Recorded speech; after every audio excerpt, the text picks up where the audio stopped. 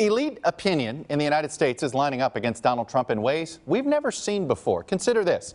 Neither President George H.W. Bush or President George W. Bush, nor any member of the Bush family is openly backing Trump.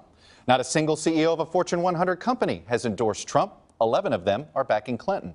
Not one major newspaper has endorsed Trump, and some are endorsing a Democrat for the first time in over 100 years.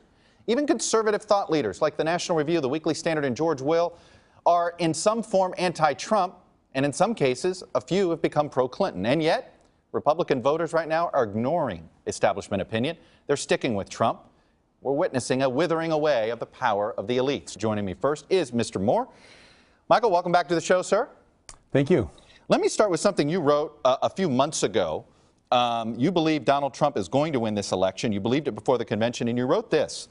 From Green Bay to Pittsburgh is the middle of England, broken and depressed, struggling, the smokestacks strewn across the countryside with the carcass of what we used to call the middle class, angry, embittered, working and non-working people who were lied to by the trickle-down of Reagan and abandoned by Democrats. And I know after the debate, you were unlike many.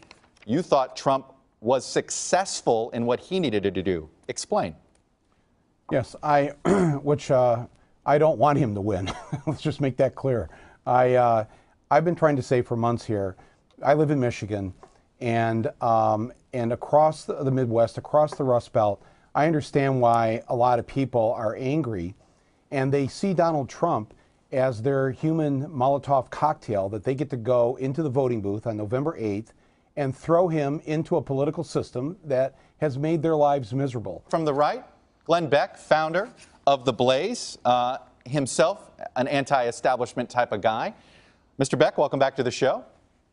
Thank you very much, Chuck. You know, the last time you were on, you said the following to me. You said, I don't belong to anything anymore, and I want to feel like I belong to something. I don't even like my country is even the same. I don't belong to anything. Nobody's listening to me, and I don't have any levers that control my own life. You were sort of describing the way you feel as if there are people out there, and I had somebody else describe it to me, they feel homeless in their own country. Nobody feels like they're listening. We're shouting over each other. I think a lot of people who have seen their livelihood vaporize, who are no longer part of the middle class, who are struggling to survive, pay no attention anymore to what the media or the people in power. They've lost all credibility, I think, with a lot of people. Everybody feels like there's a play going on, and we're just watching it and looking at each other and shaking our heads in disbelief. And nobody's listening to the hardworking American who doesn't feel like they belong to anything anymore. In fact, it's almost as if we're standing outside and we're not being invited to this party at all. Where was the media while Wall Street was creating this crisis that was about to happen? I mean, so people don't trust the media. They don't listen to it, and for good reason, because the media has let them down. The rich and the powerful have let them down. They used to believe in that. They used to vote for the rich and powerful. And a lot of them aren't going to do that this time. And they, for some strange reason, see Donald Trump as their means to get back at this system.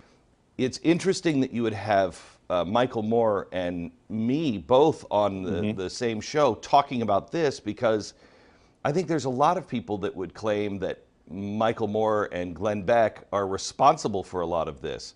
When I can't speak for Michael because I honestly don't watch much of what he does, and I'm sure he doesn't with me. But I warned about this. You know, when they were mocking me for bringing up Nazis, the reason why I did many of the times was to warn about the rise of the uber right in Europe that would bleed into America, and it's happening. The last thing that you want to do is wag your finger, your adult finger, at these millennials.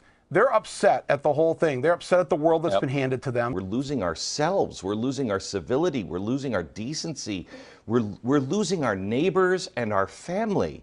How high of a price are we willing to pay? In my state of Michigan, Bernie Sanders won.